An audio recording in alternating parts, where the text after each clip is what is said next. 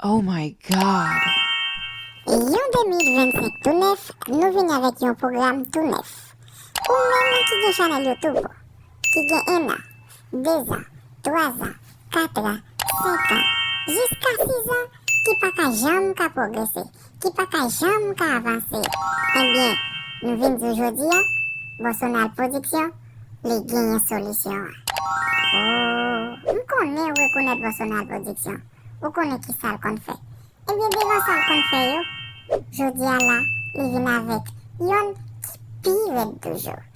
Ebyen ki sortan, ou menm ki ta eme, chanel YouTube arive, avèk 5.000 abone, 10.000 abone, 15.000 abone, 20.000 abone, 30.000 abone, jiska 100.000 abone, profite okasyon la. Relem kounya, ou bien ekrim sou 809 418 34 63, 809 418 34 63.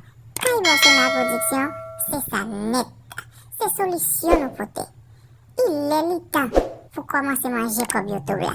Parce qu'on force trop, ou redit trop, ou fait trop sacrifice. Eh bien, moment arrivé oui là, qui soit prétendre, kounya la capable relem, nan 809 418 34 63. Ou même qui t'a besoin faire réclame pour business ou, eh bien, nous capables relem nan même numéro ça tout. Nous là pour nous ba au service. Bosonal Production, service à vin plus oui là.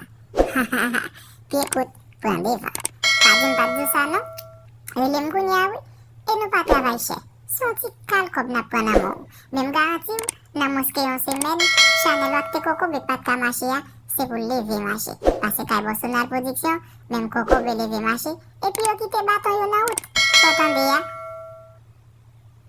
Machine nan dérape. Kay Bosonal Production. C'est ça net, petit monde. Et bien, relez nous kounya là, ou bien écrit nous. 809 418 34 63. Nous, République Dominicaine, n'a pas au service là.